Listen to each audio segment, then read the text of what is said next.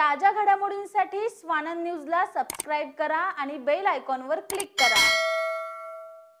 Madam, budget book दिलं असतं तर जरा बजेट वरती काहीतरी विचारता आलं असतं। त्या प्रेस नोट मध्ये कोणत्याही एंट्री नाहीये आणि तुम्ही जे हेड्स काय केलंय त्याच्याबद्दल काही कळत नाहीये, तर तुम्ही पहिले बजेट बुक प्रोव्हाइड केलं असतं तर जरा बजेट वरती बोललो असतो। ते तर नॉर्मल मीटिंग मध्ये या चर्चा होऊ शकतात मॅडम। ओके, बजेट बुक देऊ टाका, दिलेलं नसेल तर प्रिंट झाली मॅडम, सी मीटिंगला काहीच फायदा नाही ना, प्रिंट झालंच नसेल। आता मार्च एंडिंग आलाय मॅडम, आता 4 दिवसांनी अर्थसंकल्प तुम्हाला सादर करायचा आहे। सर दरवर्षी तसंच करतो, बजेट कॉपी आपण नंतर 15 दिवस पहिले होते ना सर। नाही, हा म्हणजे बजेट मॅडम, अजून एक क्वेश्चन होता की आरंभीची शिल्लक तुम्ही या बजेट मध्ये जी दाखवलेली आहे, जवळपास आपल्याकडे 160 कोटी वगैरे बॅलन्स आहे असं दाखवलंय, तर ह्या तुम्ही कोणत्या बँकेमध्ये ठेवीसाठी ठेवणार आहेत का?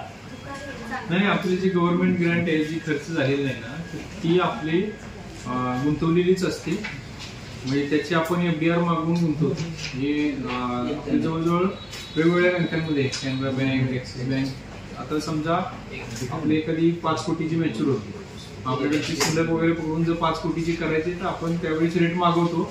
रेट मागवून जो हायर रेट आहे त्याला डिपॉझिट रेट्स मागवले रेट मागून आणि ज्या बँकेचे सगळ्यात हायर रेट्स असतात त्या हायर रेट बँकेकडे आपण ती जमा करतो। म्हणजे आपण ह्या 160 कोटीच्या ह्यावेळी ठेवी काढणार हो संपूर्ण? नाही, संपूर्ण म्हणजे काढावं लागेल। पाण्याचे ते काम जर पूर्ण होईल तर आपल्याला पेमेंट द्यावं लागेल आणि त्यामुळेच आपण मनपा उत्पन्नात 10 कोटी रुपये व्याजाची पकडलेली। मैडम, एमआईडीसी के बिल्स कम करने के लिए आपने लास्ट टाइम कहा था कि जितनी भी समझो सप्लाई आ रही है तो उस सप्लाई को कम करके लिया जाए। तो हमने काफ़ी साल पहले बोरवेल्स वगैरह का जो है वो पैसा भर दिया था।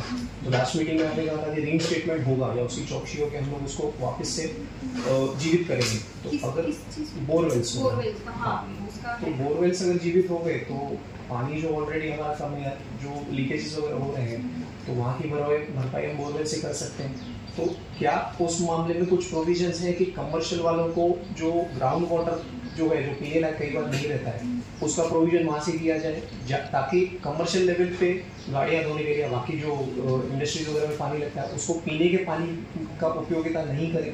कुछ ऐसी प्रोविजन हम कर सकते हैं? हाँ, 2-3 चीजें हैं, वो भी है, एसटीपी का भी है, टर्शियरी का भी है। बट मेरा मुद्दा वही रहेगा कि जब तक हमें ग्राउंड रियलिटी पता नहीं चलती, जब तक वो नहीं होता हमारा, तब तक हमें मैपिंग तो एक स्ट्रॅटेजी। अब आता मला माहीतच नाही की कमर्शियल तुम्ही म्हणता इथे अनाधिकृतपणे सुरू, तो जोपर्यंत माझ्याकडे मी ठरवत, आता मी कागदावर किती ठरवलं की कमर्शियल कडून कमर्शियल रेट घेतले गेले पाहिजेत, ह्याच्याकडून हे घेतले पाहिजेत, ऑन पेपर ते म्हणत असतील की आमचं तर रेसिडेन्शियलच आहे आणि आम्ही ते तितकंच पाणी वापरतो।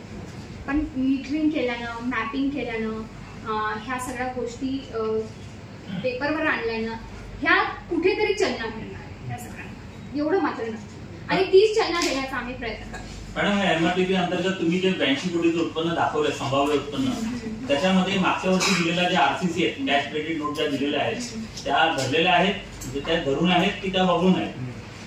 त्याचा समावेश नाही, अनाधिकृतच आहे मला वाटतं हे ना, अनाधिकृत करून अधिकृत मत करून नाही, रेग्युलायझेशन टीडीआरचा विषय जो होता, नाही तो संभाव्य आहे आता। नाही, कॅश क्रेडिट नोट ज्या दिलेल्या आहेत आपण, जवळपास 50 कोटीच्या कॅश क्रेडिट नोट टीपीडी डिपार्टमेंटने दिलेल्या आहेत, त्याची काय चौकशी वगैरे पण लागलेली आहे आणि त्याच्यातनं लोक पैसे कट करतात, पालिकेला द्यायची देयकं। नाही, त्याच्यामध्ये हे समाविष्ट नाहीये। म्हणजे ते धरून आपलं उत्पन्न आपण 120 कोटी 130 कोटी धरलेलं आहे। ते सोडू नये, ओके, ते सोडू नये, ते जर आलं तर आणखी वाढेल। ते येणार नाहीये मॅडम, ते तुमच्या खात्यात वजा होणार आहे। तुम्ही कॅश क्रेडिट दिलेले आहेत लोकांना, कॅश क्रेडिट दिलेलं आहे, कसं झालेलं आहे, चुकीचं झालेलं आहे, काय असेल तो निष्पन्न होईल त्या पद्धतीने आम्ही त्याची करतो। पण त्याचा याच्यामध्ये समावेश, त्याला स्टे दिलाय का की ते चालू आहे कॅश क्रेडिट देणं त्यांचं? स्टे वगैरे आता ह्या स्टेजला तरी असं काही नाही, म्हणजे ते यूज करतात त्यांचे कॅश क्रेडिट। आता मला ते बघावे लागेल, त्याची चौकशी काही प्रकरणात लागलेली आहे, काही प्रकरणात ही फाईल्स तिकडे मागून घेतलेल्या, जे डिसिजन होतील त्या पद्धतीनं ते होईल। तोपर्यंत त्याला स्टे केले पाहिजे होते ना, कारण तुम्ही तुमच्याकडे ऑलरेडी पैसे नाहीयेत असं ते आपल्या संकल्पात दिसतंय। म्हणजे शिल्लक दाखवून आपण आपलं बजेट 850 पर्यंत दिलंय मॅडम। पण काय होतं ना, टेक्निकल दृष्ट्या ज्याची चौकशी ती त्यांनी केलेली बरी, आता माझ्या लेवलवरती ती चौकशी होऊ शकत नाही। स्टे देणं हा शासनाचा त्या अधिकाराखाली त्यांची पॉवर आहे ती ते देत आहेत त्या अनुषंगाने. आपण सगळ्या फाईल्स वगैरे तिकडे पाठवल्या, त्या अनुषंगाने ती चौकशी होईल आणि त्या पद्धतीने त्याची कारवाई होईल. ठीक. आणि आता तुम्ही पाणी पुरवठ्याची बैठक घेणार आहे ना, त्या अधिकाऱ्यांना सांगा की एखाद्या एरियात तुम्ही पाणी जेव्हा वळवता तेव्हा दुसऱ्याला इफेक्ट होणार नाही त्याचं. मॅडम काल RGSच्या इथे आहे ना, वाल्मिक नगरमध्ये ते लाईन फिरवत आहे, खाली मॅडम जवळपास 700-800 घर आहेत, त्यांना इफेक्ट होणार आहे त्याचा. ते काम समजा लोकांनी बंद पाडलं, पण ते कधीही रात्री बेरात्रीतनं होऊन जाईल मॅडम, आणि काम आपल्या तर्फेच होतं ते. मॅडम तुम्ही जे आदर्श पायाभूत सुविधा सांगितलेल्या आहेत त्याच्यामध्ये स्मार्ट रस्ते, स्मार्ट चौक, स्मार्ट शाळा हे सर्व सांगितलं आहे, तर हे नक्की म्हणजे स्मार्ट होणार म्हणजे नक्की काय होणार? That's a very good question. Good you asked. We had a presentation also actually. I wanted to showcase that. आता स्मार्ट रस्ते काय असतात?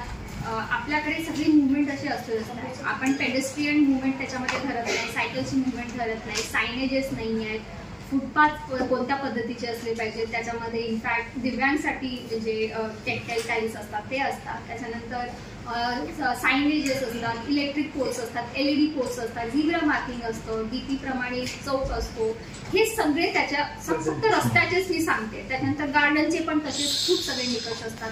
अशा पद्धतीने सगळ्या गोष्टीचे आम्ही निकष केलेले आहेत, त्याचा आराखडा बनवलेला आहे, ते लँडस्केपर त्या पद्धतीकडून बनवलेले आहे आणि ते सगळे निकष करून त्याच्यासाठी तो बजेट केला. आता तुम्ही मला विचारलं की कोणते 5 गार्डन घेणार, तर त्याचं आमचे नावही रेडी आहे, त्याचा आराखडाही रेडी आहे आणि त्याची तरतूदही आम्ही केलेली आहे. म्हणजे कसं होईल ते, म्हणून मी ह्या वेळेचं बजेट असं नाही ठेवलं की असं नाही थातर मात्र नाहीये की ह्याला दिले असं. किती दिले, कशासाठी दिले, काय पद्धती असणार, कधी करून घेणार, म्हणजे कसं एंड रिझल्ट आपल्याला दिसला ह्या पद्धतीने. मॅडम आज पुढारीमध्ये मी बातमी लिहिली आहे, त्याच्यात स्मार्ट स्मशानभूमी दिली आहे. मी 2-4 जणांचे मला फोन आले की स्मशानभूमी स्मार्ट होणार म्हणजे नक्की काय होणार? आता काय असतं ना, आता एका स्मशानभूमीमध्ये गेलं की काय वाटायला पाहिजे की खरंच तिथे CNG मशीनद्वारे असतं किंवा आधुनिक हे आहे, पण तिथे कोणी काय म्हणतात कंपाऊंड वॉल नाही आहे, उभेचे स्ट्रक्चर केलेले आहे, काही पडीक आहे. आता स्मार्ट म्हणलं की फक्त टेक्नॉलॉजीच नाहीये त्याच्यामध्ये, स्मार्ट प्लॅनिंग पण असू शकतं. स्मार्ट इज जस्ट नॉट की फक्त AI आणलं किंवा टेक्नॉलॉजी आणलं असं नाही, ड्रोन वापर केला असं नाही. स्मार्ट प्लॅनिंग पण असतं, म्हणजे इंटेलिजंट प्लॅनिंग पण म्हणू शकतो त्याला. मग एखाद्या गोष्टीचं चांगलं जर प्लॅनिंग करूच असू तर तुम्हाला त्याच्यापेक्षाही चांगला एखादा शब्द देत असाल तर तुम्ही द्या मला. मी त्यांनाही सुचवलं होतं की स्मार्ट म्हणू नका, काहीतरी दुसरं म्हणा, आदर्श म्हणा किंवा काय, पण ठीक आहे त्यांनी स्मार्ट म्हटलं, मी पण म्हटलं की ते स्मार्ट सिटी मार्फत आली आहे, तिथून काहीतरी शिकून आली म्हणून म्हटलं ठीक आहे जाऊ. पण बेसिकली द कन्सेप्ट वॉज की आदर्श, स्मार्ट, प्लॅन, चांगल्या पद्धतीचं त्याला एक स्वरूप यावं डिझायनिंग मध्ये किंवा सगळ्याच गोष्टीमध्ये, ज्याच्यामध्ये जितक्या आपण कशा पद्धतीने ते फ्युचर विजन ठेवून कसं असावं अशा पद्धतीने एकंदरीत तो त्याचा मागचा आराखड्याचा प्लॅन आहे. स्मार्ट शौचालय की बात कही गई है, स्मार्ट शौचालय की, तो 6.5 करोड़ का बजट भी वहाँ पे दिया गया है. तो डिटेल्स के हिसाब से अराउंड 404 मालमत्ता में दर्ज है, बट आप सर्वे करवाएंगे तो कई सारे इंक्रोच हो गए, कई सारे किसी के बंगले में चले गए, कई सारों की दुकान बन गया. मैं वही बोलती हूँ कि let's be very specific things, क्योंकि हमने जो सर्वे करवाया है आता पण तो सर्वे मी वाटलंच तर त्या डिपार्टमेंटलाही त्याला सांगते. त्याच्यामध्ये 40 आपण जे घेतलेले आहेत ते ह्याच्यामध्ये घेतलेले SBM मध्ये घेतलेले आहेत. 21चा आपण पूर्ण ते पाडून नवीन करण्याचा कालच सरांकडे प्रस्ताव दिलेला आहे. 17 त्याच्या व्यतिरिक्त सरांनी मूलभूत मध्ये प्रस्ताव दिलेला आहे. ह्याच्या व्यतिरिक्त 7-8 कोटीचा आपण शासनाकडे निधीसाठी प्रस्ताव पाठवतो. सो आय अंडरस्टँड की काही ठिकाणी झालं असेल, पण प्रामुख्याने आम्ही सर्वे करून घेतलेला आहे आणि मी तरी तो सर्वे केलेला आहे. आणि आता तुम्ही त्याचे डिझाईन स्ट्रक्चर जरी कसं नाही, ह्या स्टेजला मी सगळं जर ओपन केलं आणि तुम्हाला डिझाईन दाखवले तर ते उद्या चालून त्याला काही अर्थ राहणार नाही. So let me also keep it some surprise की ते उद्या करूनच लेट मी शो यू की कसं असतं, काय असतं ते, है ना. तर त्या पद्धतीचं शौचालय आहेत ते बंद स्थितीत आहेत एरियामध्ये. आता मला जे आढळून येतात, मी लोकांनी म्हणजे माझ्या कर्मचाऱ्यांनी HODनी सांगितलं की जिथे बंद आहेत, आता सपोज शहारच्या बाजूला एक ते बंद होतं, आम्ही बघितलं तोडून टाकलं, काही काम नव्हतं, कुठे काही नव्हतं. सो वी आर डुईंग, म्हणजे माय पीपल आर ऑल्सो वर्किंग. मी जिथे जाते मला आढळून आलं की मी लगेच सांगते अशा पद्धतीचं प्लॅनिंग करा. रोज फॉलोअप करावा लागतो त्या गोष्टीचा कन्सिस्टंटली. कोणतंही काम सातत्यानं केलं की त्याचे रिझल्ट आपल्याला दिसतील. 2 महिन्यामध्ये मी एवढंच तुम्हाला दाखवू शकते. क्षमतेने आणखीन चांगलं काम करेल, आणखीन चांगला रिझल्ट देण्याचा प्रयत्न करेल. मॅडम, महापौर बंगला आणि आयुक्त बंगला याची तरतूद केलेली आहे, पण पत्रकारांसाठी जर पत्रकार घरकुल योजना जर या तरतूद केली सुरुवात झालं. आता तुम्ही सांगा, महापौर, आता मी आयुक्त आहे, मला इथे राहायला काहीच नाहीये. आहे ना मॅडम, भरपूर इमारतींमध्ये आपल्या प्रॉपर्टी आहेत. नाही तर चांगले चांगले फ्लॅट्स पडले मॅडम. एक मिनिट थांबा, की काय असतं ना, एक कमिशनर पदाची गरिमा असते ती आपण नेहमी राखून ठेवली पाहिजे. व्यक्ती म्हणून मी नाही म्हणत आहे, व्यक्ती म्हणून ही चेअर आपण नेहमी चेअरकडे बघितली पाहिजे, त्या पदाकडे बघितली, त्या पदाची गरिमा असते, महापौरची गरिमा असते. त्यामुळेच राज्य शासनानेही त्याची तरतूद ठेवलेली आहे. इतर सगळ्या ठिकाणी जर बघितलं, कल्याण डोंबिवली असेल, ठाणे असेल, भिवंडी असेल, चांगले बंगलो झालेले ते एका कार्यासाठी म्हणून ते फार गरजेचे असतात, ते झालेच पाहिजेत. तुम्ही एका प्रायव्हेट बिल्डिंग मध्ये कमिशनरला नाही राहू शकणार. होणं गरजेचं आहे मॅडम. ठाणे महापालिकेने पत्रकारांना घरं दिलेली आहे. आता ठीक आहे ना, मग तो वेगळा मुद्दा आहे. म्हणजे असं नाही म्हणायला पाहिजे की हे का बांधलंय, आता हे नका. ठीक आहे, तर point noted. Let me see if it can be done and we will start with. Madam, ह्या बजेटमध्ये तुम्ही मूळ बजेटमध्ये 2025-26 मध्ये 246 कोटी रुपयाचं शासकीय अनुदान ठेवलेलं आहे. म्हणजे हे आपल्याकडे काही ऑर्डर्स आलेले आहेत की आपल्या एवढं अनुदान मान्य झालंय? आहे ना, शासकीय योजनामध्ये आपल्यात काय बघा, सगळ्यात पहिल्यांदा अमृतचं काम चालू आहे 416 कोटी, तर त्याला आम्ही 83 कोटी येणार असं म्हणतो. ऍक्च्युली तो खर्च मिळवण्याने सांगितलं की जास्त फुगू नये म्हणून आम्ही ठेवले.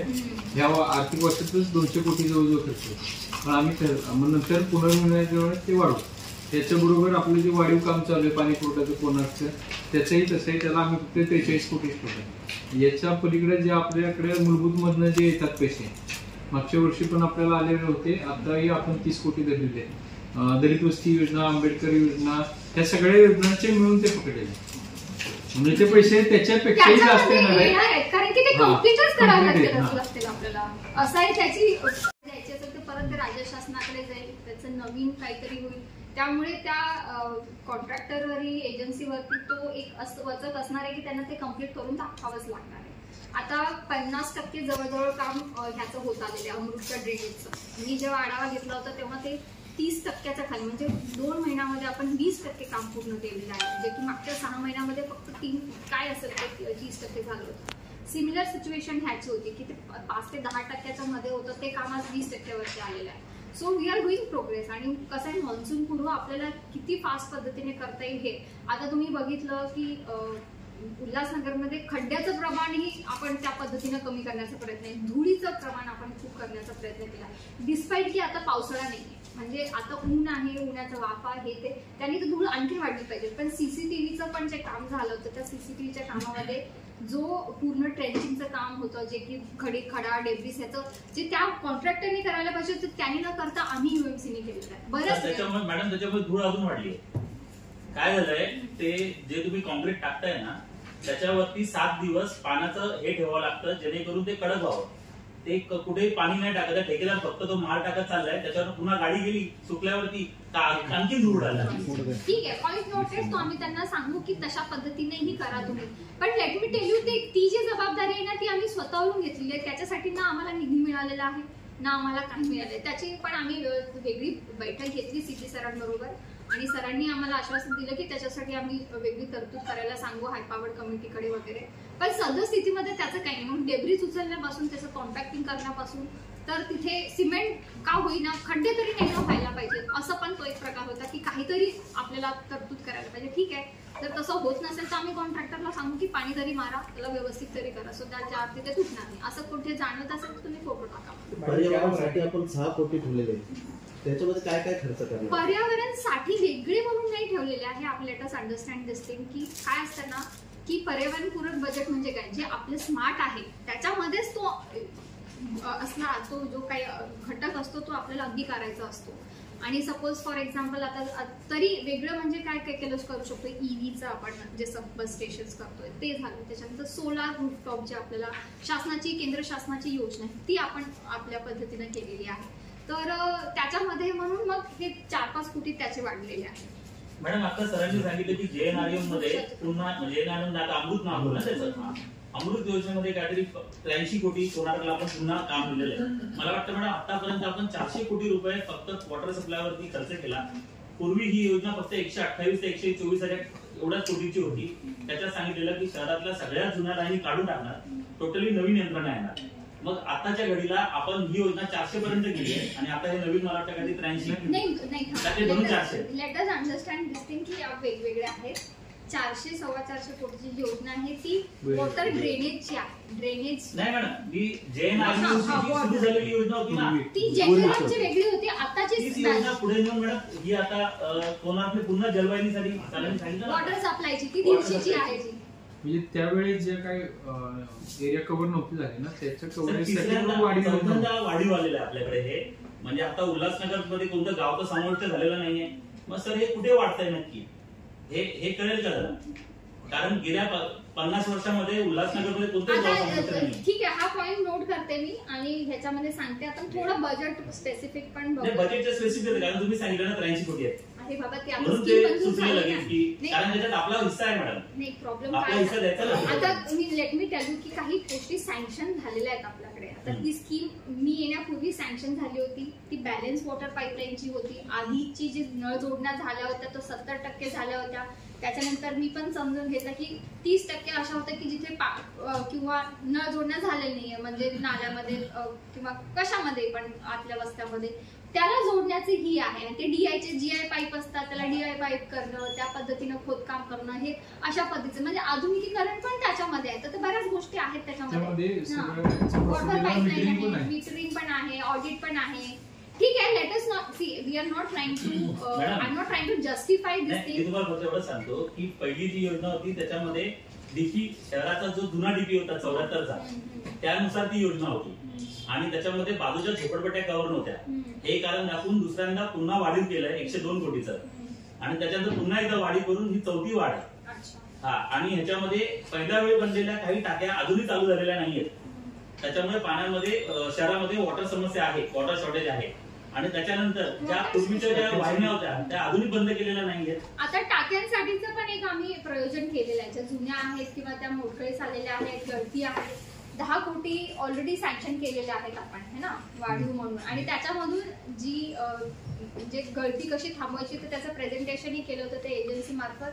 ती पीएमसी असणार आणि त्याचं पेमेंट त्यांना टाकी पूर्ण झाल्यावरतीच आम्ही देणार. सो ज्या दुरुस्त करायच्या टाक्या त्या दुरुस्त आणि ज्या चांगल्या म्हणजे सुस्थितीत आहेत त्याला आणखी चालना देऊन त्या उपयोगात आणणं किंवा जिथे होऊच शकत नाही त्याला तोडणं असं थोडं. ह्या पाणी सप्लायवरती फार वर्षापासून एक मागणी होते की जुन्या वाहिन्या बंद करा आणि संपूर्ण शहराला एकाच वेळी पाणी पुरवठा करा म्हणजे प्रत्येकाच्या घराला दोनदा पाणी नाही. म्हणते ना मी त्यातच मी म्हणते की जे वॉटर डिस्ट्रीब्युशन आहे ओन सोर्स वॉटर आहे हे दोन निगडीत विषय आहेत. तुम्ही त्याला वेगळं नाही बघू शकत. आज रोजी जे आपल्याकडे पाणी येतंय आणि ज्या पद्धतीने येतंय ते पुरेसं नाहीच आहे की पूर्ण शहराला एका पद्धतीने देईल. दुसरी गोष्ट म्हणजे जी वॉटर डिस्ट्रीब्युशनची जी पाईपलाईन आहे ती फार विस्कळीत आहे ही मान्यच करावी लागलेली आहे. बिकॉज ऑल्सो त्याच्यामध्ये इलिगल कनेक्शन घेतले गेलेले आहे. इलिगल कनेक्शन इतके झालेले आहेत की कोणी म्हणतंय अन्यायच होतो. किती नाही म्हटलं तरी आज मी किती लोकांना पाणी द्यायचं म्हटलं तरी काही लोक खूप जास्त प्रमाणात पाणी म्हणून टंचाई नाहीये, वॉटर शॉर्टेज नाहीये, लिकेजेस आहेत आणि मिसयूज आहे. त्यामुळे ती गोष्ट झालेली आहे आणि त्याच्यावरती आमचा भर असणार आहे की त्याला आपण कसं खंडन करणार, कसं कमी करणार. आणि जेव्हा हे काम कम्प्लीट होईल तेव्हा the contractor who has taken up this work will be liable to tell us including the live pipelines की तुम्ही कुठे बनवले, कशा पद्धतीने बनवले आणि तिथेच कसं सुरू राहणार. म्हणजे आता कसं आता ह्या मोमेंटला मी जुने जे आहेत ना ते बंद करणं it will also be time bomb सांगते. कारण की असं झालं अरे पाईपलाईन तर नवीन झाली नाही आणि तुम्ही ही बंद करून गेली म्हणजे जिथे नागरिकांना पाणी जायला एका नागरिकाला जिथे तो आहे त्याला जायला पाहिजे तिथे नाही गेलं तर मग हा आकार. त्यामुळे तीही एक घटक आहे की मी ह्यावेळेस असं नाही म्हणू शकत की सगळ्या जुन्या लाईन बंद करून टाका नवीन मध्येच आपण कारण की नवीन आणखी. पण ज्या ठिकाणी ब्लू लाईन टाकलेली आहे तिथे तर करू शकता मॅडम. कारण की कसं आहे माहिती आहे का जुनी लाईन आहे ना गळती जास्त जुन्या लाईनीवरच आहे. तर जुनी लाईन जर तुम्ही ब्ल्यू लाईनला अटॅच केली तर मॅडम तो फायदाच होईल ना. तेच आहे ना त्याचंच तर प्रेझेंटेशन आपण मागवतोय त्याचेच आपण लाईव्ह प्लॅन बनवून घेतोय. कसं ना लाईव्ह प्लॅन्स पण आतापर्यंत बनवलेले नाही. लाईफ प्लॅन्स असले पाहिजे. मॅडम, कोणार्कने जे 128 कोटीमध्ये जे काम केलंय ना, त्याचे आतापर्यंत तुमच्याकडे डायग्राम सबमिट नाही आहेत ना. त्याच्यामुळे तुम्ही त्यांना नवीन नवीन कामं देताय, तुम्ही द्या. तुम्हाला दुसरा ठेकेदार भेटत नसेल, प्रॉब्लेम असेल द्या, पण त्यांच्याकडनं जुन्या कामाचे डायग्राम तरी घ्या, जेणेकरून नवीन इंजिनियर येतील. मी रिटर्न मध्ये पण दिलंय त्यांना. तोपर्यंत त्यांना नवीनचं काम चालूच करू देऊ नका मॅडम. नाही, मी आता आज त्याच्याकडून आज त्यांचंच प्रेझेंटेशन ठेवलंय, मी दुसऱ्यांचं नाही. आज माझ्या यंत्रणेचं आहे. गुरुवारी फक्त आणि फक्त कोणाचं प्रेझेंटेशन. आम्हाला असं वाटतं की त्यांनी डायग्राम दिलेले नाहीयेत ना, त्यामुळे ते जुन्या डायग्रामचे बिलं खात्यात बसून. तुम्ही बघा, माझं पत्र आहे गेलेलं त्यांना. गुरुवारी शहरात भरपूर सर्व्हिस सेंटर आहे, ते पाणी कुठलं घेतात काय घेतात त्याची फक्त चौकशी झाली. और बिस्लेरी का आजकल खोल के दे रहे हैं जगह जगह पे, यही पानी यूज करें. एका बटनावरती तुमच्याकडे पाणी सुटलं पाहिजे. मॅडम 6 महिने झाले माझ्या परिसरात वॉल लिकेज आहे. लोकांच्या घरात जेवढं जात नाही ना तेवढं रस्त्यावर येते. मी लेखी कंप्लेंट करून झालो, तिकडे जाऊन झालो तरी पण नाही. आपल्या महापालिकेवर कर्जाचा डोंगर आलेला आहे. लक्षात आहे साहेब, म्हणून तर पहिले स्टार्टिंग पासून जेव्हापासून MGP आपल्याकडे वर्ग झाले ना वेल नोटेड है ना. एका वर्षानंतर ह्या विषयावरती तुम्ही मला खूप नक्की माझ्या हातात नाही ना, ते शासन जे ठरविल ते. स्मशानभूमी स्मार्ट करण्यापेक्षा पाणी पुरवठा तुमचं स्मार्ट करा. हे बघा तुम्ही ऍज अ प्रशासक आणि आयुक्त म्हणून माझी जी कर्तव्य आहे ते सगळ्याच्याच प्रती आहे. मी असं नाही म्हणू शकत की ह्याला मी बजेट ठेवणार आणि त्यालाच प्रायोरिटी देणार. माझ्याकडे जे मला जितकं द्यायचं आहे त्याच्यामध्ये मी कसं व्यवस्थित काम करू शकते हे त्याचा मेसेज हा आहे की मी सगळ्या गोष्टी प्राधान्याने घेतल्यात आणि ज्या गोष्टीमध्ये मला थोडं जिथे द्यायचं असेल, सपोज आता 50 लाख रुपये मला द्यायचे आहे, तर ते 50 लाख रुपये आपण कसे वापरले पाहिजे त्याची तरतूद म्हणून मी तुम्हाला सांगितलेलं आहे. म्हणजे मी तुम्हाला परत सांगते की पाणी पुरवठा मला करायचा आहे का तर हमखास करायचा आहे, त्याला प्रायोरिटी दिली आहे का हमखास दिलेली आहे. पण याचा अर्थ असा नाही की स्मशानभूमीकडे मी दुर्लक्ष करणार, तिथे देणार आणि तिथे चांगल्या पद्धतीने करू. स्मशानभूमी काय करा मॅडम, स्मशानभूमी त्यासाठीच माणसं मरतात.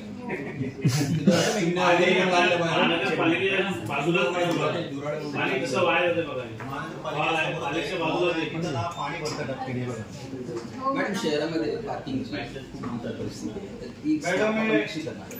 Details of the parking. आता आपण काय केलेलं आहे की पार्किंग पाल म्हणून एक आहे, त्यांच्याकडून इथे नाविन्यपूर्ण उपक्रम राबवत आहेत त्यांनी. पिंपरी चिंचवड असेल, नागपूर महानगरपालिका आहे, आता पुणे महानगरपालिकामध्ये पण ते करतायत.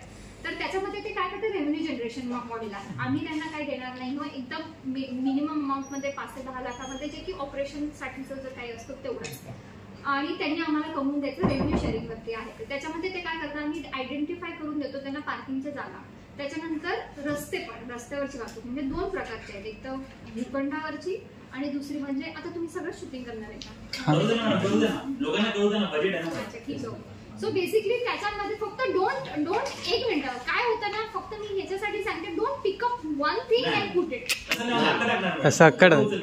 ठीक आहे. सो बेसिकली त्याच्यामध्ये मग आपली जी पार्किंग आहे तिथे ऑनलाईन बेस्ड असणार आहे, QR बेस्ड असणार आहे, ते तिथेच पेमेंट करता येईल. त्याचा ऍप पण असणार आहे. सो कोणाला जर पार्किंग पाहिजे असेल तर त्या ऍपवरती जावं आणि त्यांना तिथे ऑनलाईन पेमेंट करू शकतात, त्या कालावधीसाठी करू शकतात. रस्त्यावरचं पब्लिक स्पेसेसचं पण पार्किंग आम्ही नियोजन करून देणार आहे. स्मार्ट रस्त्यामध्ये हा कंपोनंट पण आहे की आम्ही मार्किंग करून देणार आहे की ते 3 व्हीलर्स 2 व्हीलर्स जड वाहनाची पण एक मीटिंग शुक्रवारी बोलवलेली आहे, त्याच्यामध्ये DCP ट्रॅफिक पण असणार आहे. आणि जड वाहनं जे आता सर्रासपणे सगळीकडे दिसतात ते आपण कुठेतरी थांबवू शकतो का, त्यांना एक चांगली व्यवस्था करून देऊ शकतो का. आणि त्या अनुषंगाने मग इतर जे आता आम्ही काल शांतीनगरच्या रस्त्यावरती गेले, तिथे कुठेही वाहनं कशाही पद्धतीने राहिले ते कुठेतरी मला कुठे करायचं. सो लेट्स सी की आता ते कशा पद्धतीने आहे. मैडम प्रॉपर्टी टैक्स से इनकम बढ़ाने के लिए प्रॉपर्टी टैक्स न बढ़ाते हुए कैपिटल वैल्यू सिस्टम से टैक्स लागू करने की इसमें वो जो है ना ते शासनाचाच नियम आहे. आपण फक्त शासनाला प्रस्ताव पाठवला जे की इतर महानगरपालिकेने पण पाठवलेला आहे. हुआ ऐसा ही था 2022 में जब कैपिटल वैल्यू टैक्स लगा था तो उसको भारी विरोध के बाद शासन ने ही स्थगिति दे दी थी क्योंकि उससे हमको इनकम बढ़ानी थी. पर हुआ ये कि प्रॉपर्टी टैक्स उन्होंने एक्चुअली क्या हुआ, उन्होंने उसको स्थगिति नहीं दी, उसको कुछ क्वेरी थी उन्होंने भेज दिया था. हमने क्वेरी करके उनको अभी right in the moment I think Mumbai मध्ये कॅपिटल वरती सुरू आहे ना. हाँ कैपिटल वर ते त्याचं काय असतं, रेडी रेटना रेट कॅपिटल व्हॅल्यूचा त्याच्या अनुषंगाने तो असतो. So it is not something की यु नो तो वेगळा विषय आहे. तो म्हणजे इट्स काय म्हणतात पॉलिसी लेवल डिसिजन आहे, तो शासन मैडम टेंडर्स को लेके एक बहुत क्रूशल विषय अभी आया सामने कि जितने भी टेंडरधारियों को आप लोग पैसे देके सारे शहर के विभिन्न काम करवाते हैं, वो एक पर्टिकुलर बजट में आपका काम कर देते हैं, बट अगर वो योजना फेल होती है तो उनकी जिम्मेवारी क्या, या अगर रोड रास्ते का काम अगर करवा रहे हो, किसी भी कोई भी काम अगर करवा रहे हो, तो वो अगर एज पर क्वालिटी या क्वांटिटी नहीं हुआ तो उनकी जिम्मेवारी क्या, और उसका एक वारंटी. थोडेसे रेट टेंडर कंडिशन्स रिवाइज करायला सांगितलेले आहेत. So be it in every work that we do, म्हणजे कोणत्याही पद्धतीचं जर काम होत असेल तर टेंडर कंडिशन अशा असल्या पाहिजे की सर्वांसाठी एक तर समान असलं पाहिजे. दुसरी गोष्ट म्हणजे त्याचे जे क्रायटेरिया असतात सिक्युरिटी डिपॉझिटचे वगैरे ते प्रॉफिटचे असतील वगैरे ते, आणि बांधिलकी म्हणजे 5 वर्षासाठी तरी बांधिलकी असली पाहिजे O&Mची. म्हणजे काय म्हणजे उद्या चालून ती एखादी बांधली त्याला गळती झाली आणि त्याचं सिक्युरिटी डिपॉझिट आपण पहिल्याच दिवशी देऊन टाकलं, काम झालं वा घेऊ असं नाही. So that is the thing that we have revise now, you will find that. आणि म्हणूनच IWMS हे जे आपण सॉफ्टवेअर पण आणलेलं आहे त्याच्यामध्ये टर्म्स अँड कंडिशन्स आपण सगळ्यांसाठी फ्रीज करून टाकलेलं, की असं नाही की हे काम आहे मी करतो मी टाकतो आणि संपतो असं नाही होणार. So we will standardisation of terms and conditions पण झाले, काही गोष्टी इथे परमनंट राहतील आणि त्या पद्धतीने सगळ्यांनी कामं केले. मैडम काफी सारे वहाँ पे लूप होल्स हैं जिनको क्लियर आउट करने की जरूरत है, क्योंकि पैसे मैक्सिमम आपके वहीं जाते हैं. अभी लेट्स सी, मैंने तो प्रयास कर रही हूँ मैं, होपफुली कि I also get a chief city engineer जो मुझे चाहिए तो मुझे शासन से मिलेगा. I am very hopeful about it. अगर वो आता है तो मेरी और चीजें बहुत आसान हो सकती है उसमें. तो पार्किंग को लेकर डीपी प्लान में हमारे पास रिजर्वेशन है, तो हम लोग उस पे ऊपर वर्किंग क्यों नहीं करते? क्योंकि उत्सव से मयूरलाल से सिंगल एप्रोच है वहाँ पे, सिंगल डेवलपमेंट है. अगर उसके ऊपर वर्किंग करते हैं रिजर्वेशन नवजीवन बँकेचे ना 109 क्रमांक रिझर्वेशन प्लॉट. तर आता जेवढे रिझर्वेशनचे आहेत ना, हा जो सर्वे केलेला आपण ते सबमिट केलेला आहे की इथे ते पार्किंग आपण करू शकतो. क्योंकि जहाँ पे रिजर्वेशन है वो सेंटर है मैडम, और सिंगल एन्क्रोचमेंट है. अगर आप यहाँ से एफर्ट जाते हैं तो वहाँ पे बनना बहुत आसान हो जाएगा. पॉइंट नोटेड, तो आम्ही घेऊन जर घेतलं नसेल तर घेऊ. मैडम जिन एनक्रोचमेंट्स की बात हो रही है वो पॉलिटिशियंस के द्वारा ही बैकअप है, और काफ़ी सारी उसमें हमें लीगल डिपार्टमेंट की हेल्प भी लगेगी. बट एक बार अगर ये कवायद शुरू हो गई तो विन विन सिचुएशन दोनों तरफ से होगा, और काफी क्रूशल मैं चाहूंगी कि आप मुझे पार्किंग के विषय में बहुत सहकार्य करें, कारण की पार्किंग हा असा विषय आहे ना जो आपण मार्गी लावला ना, इकडचे ट्रॅफिक इश्यू तर सुटणारच आहे, पण धुळीचं प्रमाण असू दे, लोकांचं मुवमेंटचं, म्हणजे आता कसं लोकांना चालायचं म्हटलं की रस्त्यावरती चालायचं कसं हे मैं वही बता रही हूँ कि मैंने वर्किंग शुरू कर दिया है. जिस तरीके से हमें काम करना है मैं आपकी भी सजेशंस दूंगी, बट उसका जो सर्वे है जिस तरीके से हमें करना है वो अभी की शुरुआत हमें होनी है. अभी तो हम उसका काम कर रहे हैं, तो मैं चाहूंगी कि आप मेरे साथ रहे उस पर आणि माझी मदत तुम्ही करावी. आणि जेव्हा हा इनिशिएटिव्ह घेणार तेव्हा तुम्ही आम्हाला जे पॉझिटिव्ह सजेशन असतील, फीडबॅक असेल ते माझ्यापर्यंत नक्की पोहोचवायचे, ज्याअर्थी मग ते तिथे आणखी सोयीस्कर आपल्याला करतात. बिकॉज हा इश्यू जर आपण रिझॉल्व्ह केलेला तर बरेच गोष्टी रिझॉल्व्ह होणार आहे. शहराचं सौंदर्यीकरण पण होणार. म्हणजे आता जे विद्रुपीकरण वाढले ना सगळीकडे, कुठे पण रिक्षा, कुठे पण कशी पण पार्किंग, काय पण ते थोडंसं स्ट्रीटलाईन. मॅडम ह्याचा एकच सोल्युशन आहे की आता आपल्याकडे सगळ्या बिल्डिंगी तर पडतातच आहे, पडलेल्या आहेत, आणि न्यू कन्स्ट्रक्शन पुन्हा सुरू झालेलं आहे. पण ह्या न्यू कन्स्ट्रक्शन मध्ये बिल्डर मार्जिन सोडत नाहीये. म्हणजे त्यांना 3 ते 5 मीटर, कुठे 7 मीटर मार्जिन सोडायचे, डीपी रोड सोडायचे, पण ते सोडले जात नाही. इथं कितीही तक्रार करा, नजरअंदाज केल्या जातात. एक एक्झाम्पल देतो तुम्हाला मी. खेमानीला आपल्या एका शाळेचं बांधकाम चालू आहे, त्याच्या समोरून एक 36 मीटरचा रिंग रोड जातो. त्यामुळे शाळा अशी सुळक्यासारखी उभी केली 6 माळ्याची. पण त्याच्याच पुढे एक इमारत आहे, तिला 10 वेळा ललित खोबरागडेंनी व्हिजिट केलाय, पण ती बिल्डिंग आता इमारत पूर्ण बनवून रेडी झाली. आता लोक पण राहिले येतील या 2-3 महिन्यामध्ये, पण तिथं काही कटिंग नाही करत, तिथं काही नाही. म्हणजे शाळेला रूल होता, इमारतीला नाहीये. 18.3 आणि आपले अधिकारी हे प्रोटेक्ट करतात त्याला. त्याच्यामुळे आपल्या शहरामध्ये ही ट्रॅफिक जी पार्किंगची समस्या आहे ती तयार झाली आहे. कारण मार्जिनला सर 3 मीटर म्हणजे मॅडम 3 मीटर म्हणजे 10 फूट, आणि त्याच्यानंतर डीपी रोड, कारण ऑलरेडी डीपी रोड आपले छोटेच आहेत, तर ते विकसित झाले तर इमारती डायरेक्टली 15-20 फूट आत जातील, आणि तिथं 4 व्हीलर 2 व्हीलर ऑटोमॅटिक पार्किंग तयार होते. पण लोक सोडायला तयार नाहीत आणि आपले जे टीपीडी मधले आहेत ते त्यांना सोडा सांगायला पण तयार नाहीयेत. अशी परिस्थिती आहे. तर मग कशी समस्या सॉल्व्ह होणार मॅडम? ठीक आहे, वेल नोटेड. आता याची मी बघते त्यांनी काय. केबी रोड आनंदनगरच्या बाजूला वाटा सुपराची प्रॉपर्टी आहे, ओसाड पडलेली आहे, कोणी लक्ष देत नाही त्या प्रॉपर्टी. आता बजेट वरती करूयात ना आपण थोडीशी. मॅडम एक बजेट क्वेश्चन होता. तुम्ही ह्याच्यामध्ये एक शहराच्या सर्वांनी विकासासाठी प्रस्तावित महत्वाचे प्रकल्प सांगितले. तर ढासणे सरांनी जवळपास उल्हासनगर मधल्या सगळ्या प्रॉपर्टी जेव्हा तपासल्या तेव्हा त्यांना दिसून आलं की 120 समाज मंदिर आहेत आणि त्या 120 समाज मंदिर म्हणजे वॉर्डच आपल्याकडे 76 आहेत. म्हणजे बघायला गेलं तर एका वॉर्डला 2-2 समाज मंदिरं भेटतात. मग अशा परिस्थितीमध्ये पुन्हा आपण मराठी भवन, महर्षी वाल्मिकी भवन, सांस्कृतिक भवन, महिला भवन, दिव्यांग भवन, आता ह्याच्यामध्ये काय झालेलं आहे, आपल्याला खासदार निधी आलेला आहे, त्याची तरतूद तशी होऊन आलेली आहे. त्याच्यामध्ये स्वनिधीची आपली तरतूद असणं गरजेचं आहे आणि त्या हिशोबाने ते भवन बांधण्यात येत आहे. तर आपण त्या पद्धतीने ती तरतूद केली. त्याच्यामध्ये लेट मी टेल यू, समाज मंदिर हे छोटी असतात आणि जेव्हा भवन बांधतो ना त्याच्यामध्ये वेगवेगळ्या गोष्टीचा समावेशक असतो आणि ते सांस्कृतिक पद्धतीनं पण ते पुढे येतात त्या समाजासाठी. त्यामुळे त्याला आपण एकदम आयोपिक दृष्टीने बघता थोडा व्यापक दृष्टिकोन ठेवून बघूया की लेट सी की ते काय प्रेझेंट करतो. पण मॅडम शहरामध्ये ओपन स्पेसेस कमी आहेत. आता त्याच्यात तुम्ही एक सांगितलं की गोल मैदान आणि बोट क्लब वरती नवीन टाउन हॉल ऑलरेडी जुना आहे, तो आमदार खाऊन बसला. एक मिनिट, हे बघा आपण इथे ना अक्युजेशन्स नाही करूयात है ना, की काही ठेवलेलं आहे त्याचा दृष्टिकोन आपण समजून घेतला पाहिजे है ना, की असं नाही म्हटलं पाहिजे की इथे काय करताय. तुम्हाला प्लॅन एकदा येऊ द्या, तुम्ही बघून घ्या, तेव्हा तो आम्ही सांगू तुम्हाला. त्यावेळेस मग तुम्ही तो प्लान व्यवस्थित नसला की मग तसा क्वेश्चन आपण. मैडम एक क्रूशियल चीज है, MMRDA से हम 550 करोड़ की मांगनी कर रहे हैं उड़ान पुल बनाने के लिए जो शांति नगर से शुरू होगी अमरनाथ वाले पट्टे पे. तो अगर केबी रोड की बात करूं मैं तो केबी रोड में यूजेज ऑफ रोड आज भी 55 मतलब यानी कि हमें 55 या 60 फीट का ही रोड मिल रहा है. रीजन एनक्रोचमेंट है, इलीगल 2 महीने में एक ही बार कार्रवाई होती है. अगर ये कार्रवाई बहुत कड़ाई तरीके से की गई और रेगुलर बेसिस पे की गई और यूजेज ऑफ रोड के भी रोड पे बनाया गया तो शायद हम इसको एक मॉडल रोड बना सकते हैं, क्योंकि ये वही रोड है जहाँ पे 1000 आइडेंटिटीज को तोड़ के ये बताया गया था कि ये शहर का सबसे सुंदर और सबसे ट्रैफिक फ्री जोन. तो कहीं ना कहीं हम लोग वो वाले थॉट से बिल्कुल विमुख हो रहे हैं और वहाँ पे हमारा बहुत बड़ा लॉस है. तो उसके बाद हम 554 करोड़ की निधि मांग के अगर उड्डान पुल बनाएंगे तो मेरे ख्याल से फिर हम एक बैड एग्जाम्पल जो है वो क्रिएट कर रहे हैं. शहरातला सगळा बिझनेस निघून जाईल मॅडम, कारण ते ग्राहक आहेत ना ते रस्त्यावरनं जातात तेव्हा वस्तू विकत घेतात. उड्डाण पुलावरनं गेले तर ते शांतीनगरला गाडी चढवतील, अंबरनाथला उतरतील. मग आपल्या इकडचा व्यापार कसा चालेल मॅडम? त्या रस्त्यावरती तुम्ही रोड फर्निचर ही जी सिस्टम आहे ती ऍक्टिव्हेट केली आणि तिथं पट्ट्या वगैरे मारल्या. म्हणूनच स्मार्ट रोड त्याची संकल्पनेमध्ये स्मार्ट फर्निचर इन्क्लुडेड आहे त्याच्यामध्ये, पेडेस्ट्रियन फ्रेंडली.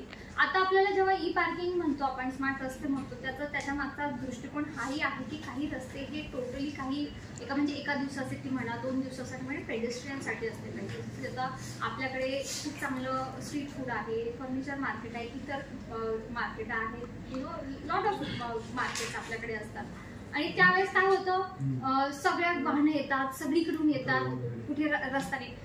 प्रॉपर प्लॅनिंग केलं तर काही गोष्टी पेडेस्ट्रियन मुवमेंटसाठी पण असू शकतात, जसं की लक्ष्मी रोड आहे तर तिथे, किंवा हिमाचल प्रदेशमध्ये गेलं तिथे मनालीमध्ये, तिथे शिमलामध्ये तर तुम्हाला फक्त पेडेस्ट्रियन स्ट्रीट दिसून येईल. तशा पद्धतीची एक संकल्पना आपण मांडू इच्छितोय. आता 2 फक्त लास्ट 2 कारण की आता आपले आरोग्यासाठी पण आरोग्याचा मेजर निधी हा NHM मधून येतो. हा पण म्हणून त्याच्यामध्ये आपण ही संकल्पना थोडी कमी याच्यामध्ये तुम्हाला तरतूद दिसते.